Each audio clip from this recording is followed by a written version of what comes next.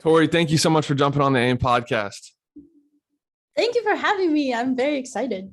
I know I'm pumped. This is not your first podcast. I actually have listened to a couple of the other ones you've done, and you've got an incredible story. And then obviously what you're doing is super cool to talk about. So I'm excited to dive into this. Hey, thank you. I always love to talk about jump rope, to be honest. So we can do this all day. Let's go. But the first thing I want to get off, just kind of clear the air with is I'd like to formally offer you a position with our brand AIM to help us with our edits, because you have probably by far the best edits on social media. Thank you. I have to be honest, a lot of times I don't know what I'm doing, and so there's this whole process of me having an idea and trying to figure it out. So by you saying that, I feel very touched that it's working. But yeah, I've gone through a lot on those. So I have to, do you do them yourself, or do you have a team that kind of helps you or edit everything? No, I do everything. That is incredible. Yeah. Some of the stuff you do, I'm like, I don't even know how you get it to work like that. Like when you disappear behind the jump, like this, you've got incredible edits. It's super cool to follow your content. Thank you. Absolutely. Well, like I said, I'm pumped to do this. I kind of want to just set the stage and dive into just your background and obviously just the beginning phases of all of this. Like, how did this all start? Because you've got a really cool story. You've had incredible accomplishments, and I know kind of the person you are. Like, you're nowhere to be done. Like you've so many more things you're probably gonna set out and accomplish. But how did you start? How did you get into jump roping? I first saw it when I was 5 years old, and it was literally love at first sight for me. I was at an AAU competition with my brother, my mom, and we were just walking around, and it was one of the competitive events, and I literally saw it and fell in love. And luckily there was a team where I grew up in West Virginia. So I started going to practices there. I was really uncoordinated. It took me forever just to be able to do a jump, but I loved it so much. I didn't want to stop. I would keep jumping rope after school as long as possible. And my mom just recognized how much I loved it and didn't want to stop jumping. So she started getting involved from the standpoint of learning how to coach and kind of judge the sport from that point also. So she started really diving into bringing me to practices and seeing my love for it grow and her, involvement growing as well, it's really cool to look back on these amazing adventures my mom and I have together. That's a special story. I actually have a very similar situation with my mom. She didn't play basketball, but she was with me every step of the way, growing up and going to AAU for basketball. So that's cool. I didn't know there was AAU jump rope. That's amazing. Yeah. It's been around for a while, actually. It's a small scale, but definitely is a nice option. So that's amazing. So when you started, how did you get your first jump rope? I want to know the very first story of the beginning of all of this. Well, so I was 5 and I told my mom I wanted to jump rope, and we had a jump rope team in our area, which was great. And there were jump rope signups at a Big Boy. I don't know if you know what the old school restaurants, Big Boy, they don't even exist anymore, but you had to go in and sign up with the coach. So my mom was like, you need to be the one to do this. So 5-year-old me, I go up and I'm like, I want to jump rope. They're like, oh, you're a bit little for it, but okay, if your mom comes and you just kind of are in the corner working hard, it will be fine, which is really great that they let me do that, because that was my life for 2 or 3 years, was just working really hard in the corner. So yeah, that's kind of how it started. And like I said, I was really uncoordinated. It took me a while to really learn skills, but I just kept working at it. I loved it so much. I don't know why. I must have been crazy with how bad I was. Just keep going. That's amazing. Yeah, I mean, that's kind of what I want to know more about. It was when you getting into jump rope, was it more of just for the excitement, the potential passion for it and the love of it, or were there motivators that kind of pushed you to dive into it? So yeah, I mean, I had no idea any opportunities involved in jump rope. I was just a little girl that loved this activity, and that's it. And I wanted to get better. I wanted to get this next skill. I wanted to be able to do more jumps. I wanted to, if you got a certain routine that you learned and you mastered it, then you were allowed to do it in this performance. So these were kind of the little goals that I was trying to accomplish along the way. And that was it. There weren't these grander schemes of things in jump rope, because our sport is relatively young, relatively new. And sometimes that's hard, because as a little kid, I was always dreaming of someday being in the Olympics, you know, like any young athlete would do. And that's something that our sport has been working for. We're really close to it now. We were close to it then, and then some stuff happened within organizations, but you know, it wasn't like I'm going to be an Olympic jump roper someday. It was that I really loved what I was doing and didn't want to stop. So what I discovered was that with a sport as unique as jump rope, the opportunities are also as unique. So we were able to kind of travel the world more so than, you know, some of my friends that were playing soccer or volleyball or these kind of sports. We were getting these really unique television opportunities or just chances to teach people around the world that wanted to learn what we were doing, but maybe didn't know how because it's a different type of organized sport. So it was a really unique set of opportunities that have happened along the way, none of which I could have predicted. Yeah, I'm no telling. I mean, you've done so many cool things. I mean, being on the Ellen show, and I want to hear about that in a second. But yeah, that's amazing. I mean, it's so cool to see, like, obviously, and I don't want to speak for you, I want to know, but when you started, you probably weren't thinking in the back of your mind, like, oh, I'm going to be on the Ellen show. Oh, I'm going to be world champion. Like, those weren't the initial thoughts. They might have been like once you got momentum, but talk about that too, just like getting in for more of a pure reason, and then like what it did for your life, just how it changed. Yeah. Looking back, I really can't imagine my life without jump rope. I really don't even know what that would look like even now. But yeah, I like I said, I just kind of fell in love with it, didn't really have any ulterior motives at the time. And then as I was getting more and more involved, discovered competition events and kind of what that looked like. And I went to my very first jump rope competition and I got last place. And turns out I'm pretty competitive. So I told my mom I never wanted to get last place again. And my mom, being the amazing supportive woman that she is, she says, okay, if you really mean that, I'm here to help you. Let's do what we need to do to make sure you don't get last place. And, you know, she's dedicated and she really meant it. And that meant, you know, bringing me to more practices. And as long as I was working hard for myself, my mom would also work hard for me, which is really cool agreement kind of that we had all of my life growing up. She did this with my brother and I. As long as we showed my parents that we were working really hard and trying to pursue our goals, they would do the best that they could to also help us get there. So with jump rope, we have subjective and objective events. So they're the judging events based off of like presentation and these types of things that are a lot more like figure skating or the gymnastics routines. And then we have kind of the more track or swimming based events where it's just whoever's the best. It's very obvious. And so as a little kid, I was more focused on these objective events because I was super little, new to the sport. Nobody knew who I was. So I just started training to be the fastest that I could be because judges just needed to count me and that was it. And that was kind of how I started winning my world titles, world records, or through those types of events. And as I got older and stronger, working on strength training, then I was focused more on the freestyle events and being able to have that creative component that comes with the sport. That's super special. That's incredible. I love, man, that's all good stuff. The story of, you know, you coming in last place in your first competition is literally, it's gold. I mean, it's, if you look across, you know, anything, if we just say we're talking about sports, I mean, you can apply this to business too, but what successful person has never encountered adversity? I mean, I think it's just a part of the story, and to see how you channeled it as motivation and you know, it fueled you to work harder and to dial in and to strategize and to work. Like I love that, because I think that's something that everyone can apply to their life. If they go through some failure, like you have to find a way to use it and fuel it to push you forward. Like that's got to be the mindset. I think what people forget is that it happens continually all your life. You'll always have that adversity. It wasn't just when I was first starting jump rope was when I got last place. No, I've, you know, been injured. I've been frustrated. I've not had a good competition, and that fueled other, you know, it's forever a thing to learn how to deal with it and kind of perceive it in a positive alternative rather than always dwelling on the failures. No doubt. And I think too, even going off that, it's like when your sole purpose and passion for doing something is not for necessarily the outcome, but just for the love of the actual thing you're doing, I think that is what can get you through any obstacle or, you know, adversity.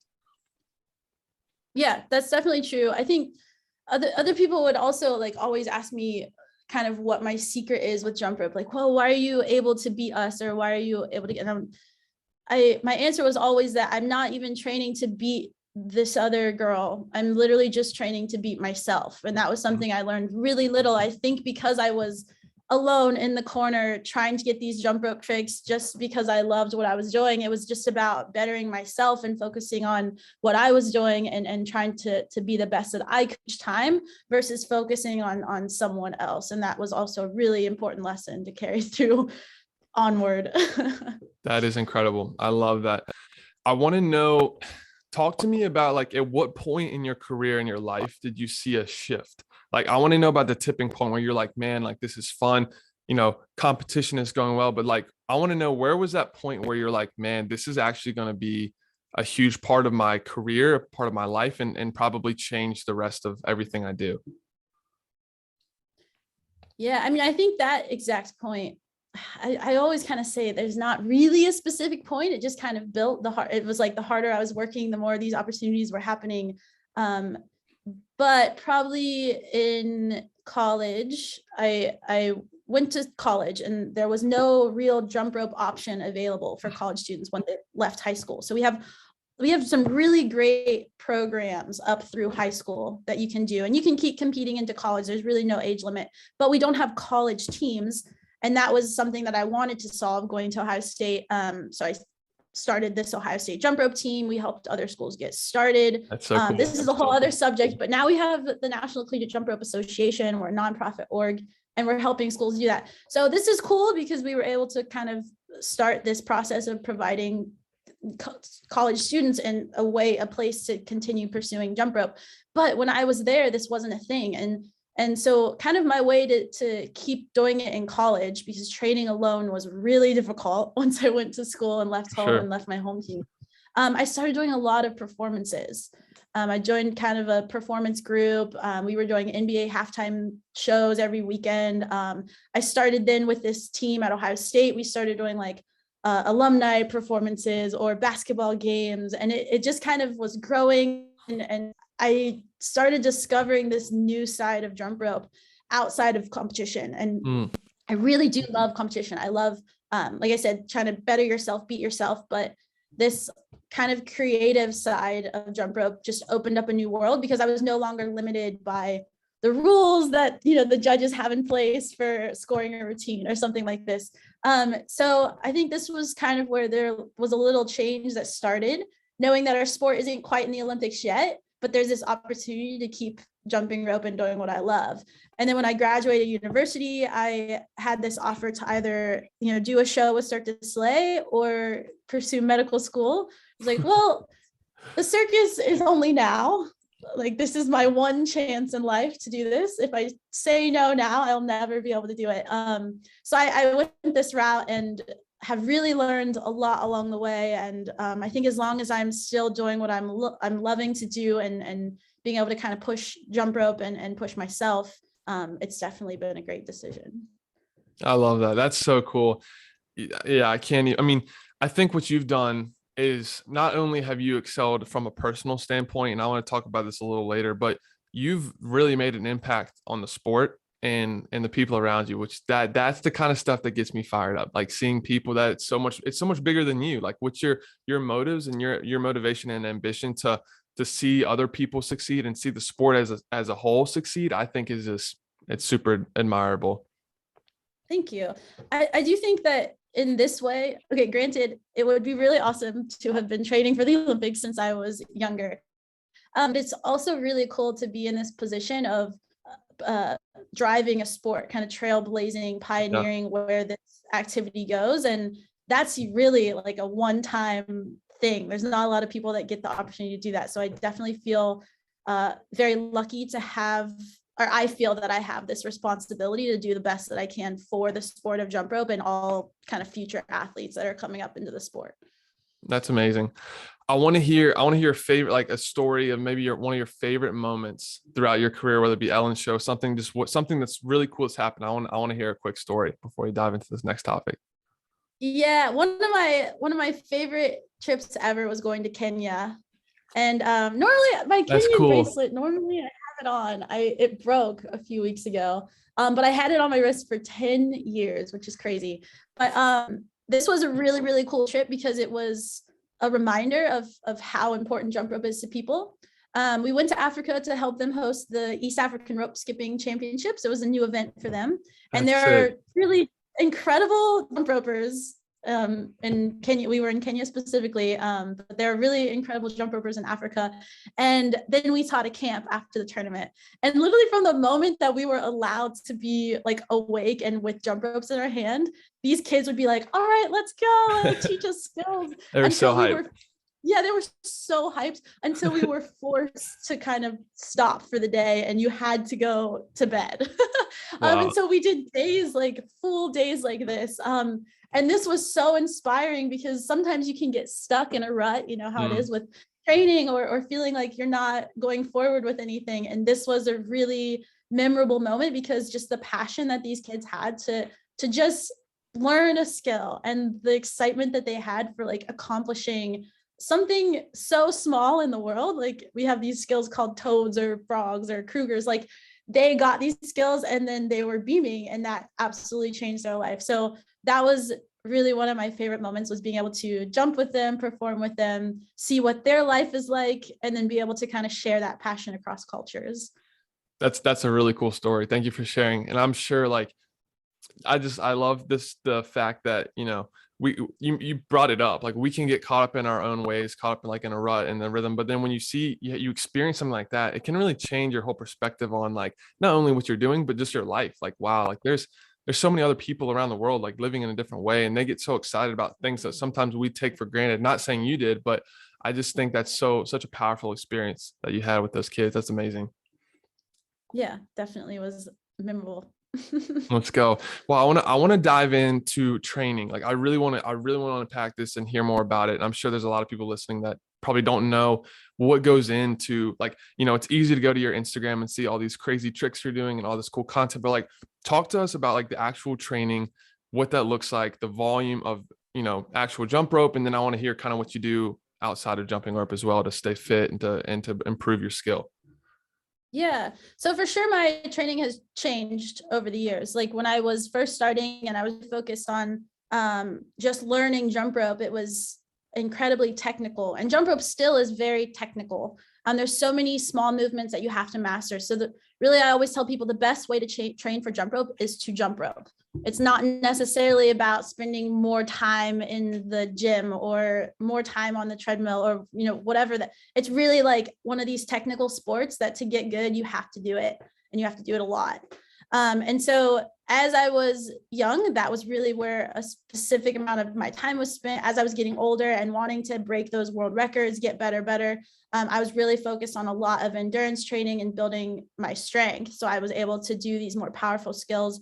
And that was also something that I really wanted to do as a female in the sport, has been to be a powerful female, to be able to start doing the skills that the guys were able to do just because of their strength. So I focused a lot, and I still focus a lot on that strength and power aspect. And so what that entailed for me was, you know, going to more CrossFit training and this type of alternative to what I was doing originally, which was like swimming and running all the time to supplement my endurance events.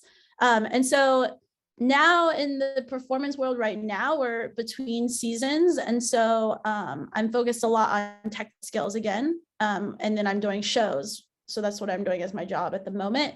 So it's a little less heavy on like the competition training right now, which is a nice break. But then as we gear up for kind of competition again, it's a lot of back to like the endurance and strength training, and then making sure that I'm keeping my body really healthy is kind of the all year type thing, especially when I am doing performances. And it's like, you kind of do the same thing on stage every day. So you have to be ultra careful that you're not injuring yourself or like overusing those parts of your body, and making sure that I'm doing the exercises that are supplementing what I'm doing on stage, essentially. So there's a few different types of seasons throughout the year where I'm switching up what I'm doing training wise.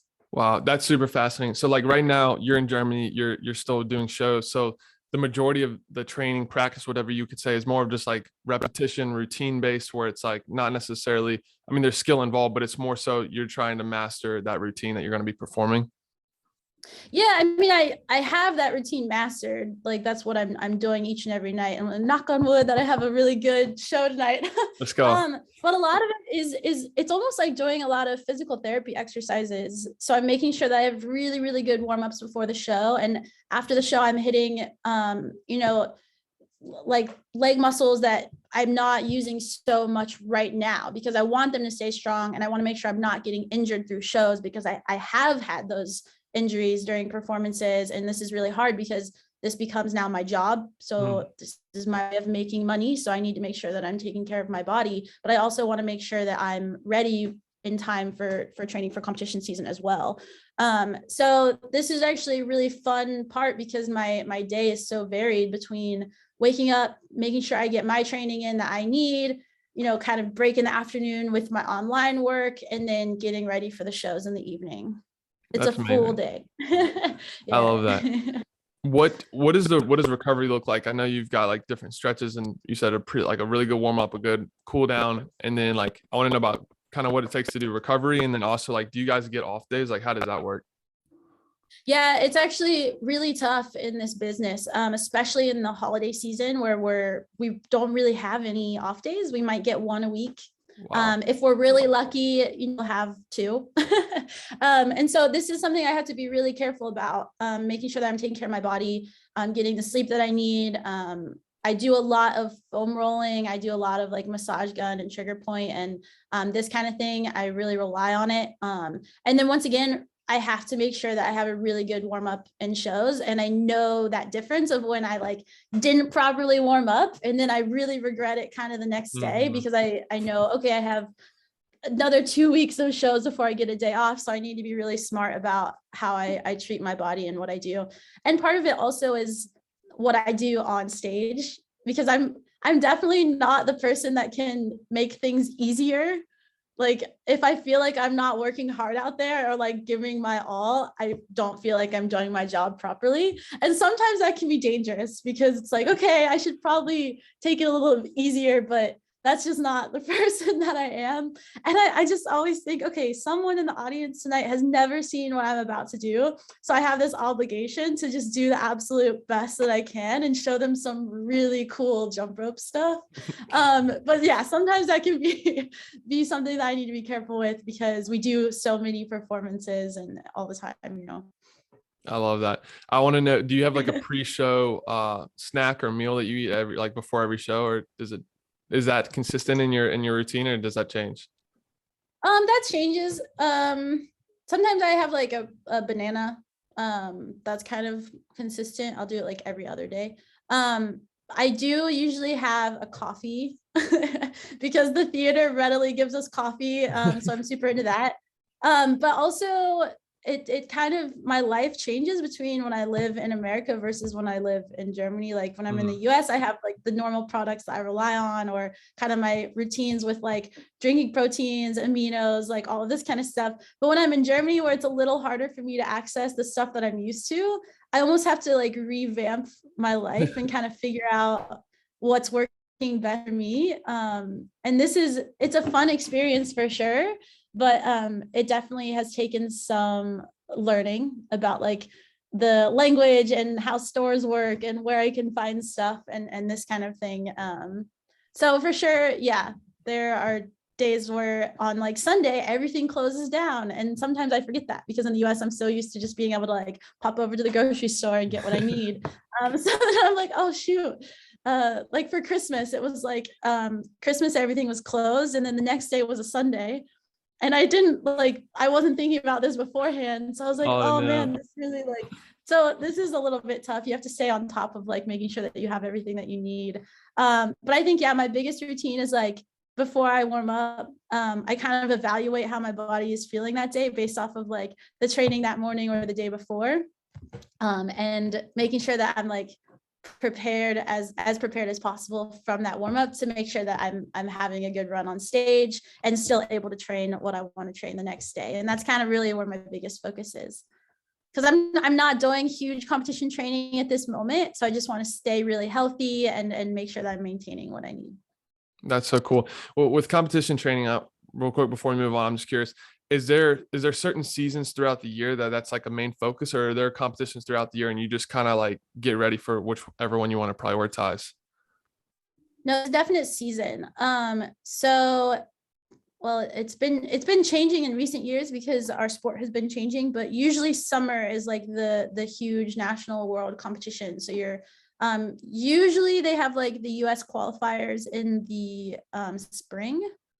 So kind of in the new year is when you're really starting to like vamp up your training and go from there. And then you kind of come September usually is like a break from September to the end of the year. That's fascinating. Well, awesome. I want to dive into this topic of community because, you look across the jump roping industry, you look across even just athletes in general, you've created an incredible community. Like the people you're able to impact and touch on a daily basis through social media, through obviously, I'm sure your shows as well, but just, I want to hear more about like, how did that all start? Like your journey through social media, building this massive community. Like what did that look like? Yeah. Um, I never imagined I would be a social media girl. That was definitely not a goal of mine specifically. It was like, I want to have an account and post on it all the time. That's just really not me. So it's kind of pulling sometimes when I'm like posting like selfies or talking to the camera. I'm like, I'm a little shy. This is a little hard for me. But the whole Instagram thing was a bit accidental. When COVID hit, I was working in Germany. So our show shut down. We didn't know what was going to happen. So they said, please don't leave the country. Like, okay. So I really just had a suitcase and like an apartment. And that was what I was working with. And my parents were super worried about me. And luckily I had kind of this area that I could jump outside. It was like this outdoor patio with these like loose tiles that I was always rolling ankles on. But they were like, we want to make sure you're okay. So like, send us little notes and stuff. So I started doing jump rope routines just for fun. And then I kind of did this contest on Instagram where I posted a routine and that routine took off. And I was like, oh, this was really easy jump rope for me. Like the stuff that's most interesting to people on Instagram happens to be like the easiest jump rope skills out there, which is another whole topic we can get into. But so I started getting messages just from this kind of one video about how people were so fascinated by what I was doing, or they were like, what is this? We've never seen it before. And I was like, okay, maybe I'll do another routine or I'll show more stuff. So I just kind of started from there, like having fun, posting jump rope videos, posting some unique ideas that people probably hadn't seen before with a jump rope. And that's really where it started. And then as I was getting these messages of people that were, not having an easy time with the lockdown, they wanted an alternative exercise that they could do at home. And they saw my videos and they decided to pick up a jump rope. That was super cool to me. So I was like, okay, now I have this obligation to help people pursue this really fun activity and see where it goes for them because it's changed my life so much. Maybe it can do the same for them. So just really kind of built from there. At first, it wasn't intentional at all, but I really started feeling this positivity coming in because I too was having a hard time being in a foreign country, not working, not really knowing what I was doing in this moment. And so it also be a really positive light for me. And then I started realizing that people didn't know anything about the sport of jump rope.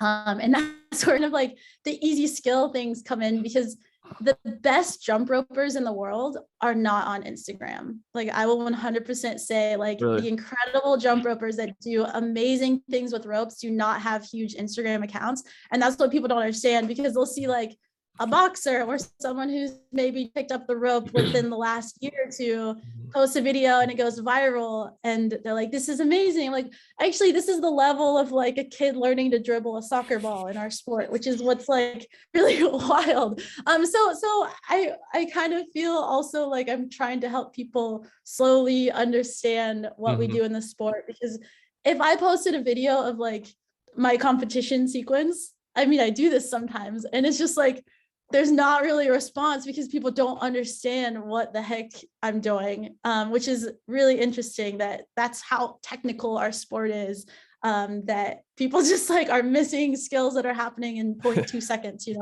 And so this is always so funny to me when I post a super easy sequence that didn't take me so long to work out or learn versus something I worked so hard on. And then this response here is so much greater. So yeah, it's been really fun to learn about that and build this community. And now there's so many people jumping rope, and this is really exciting.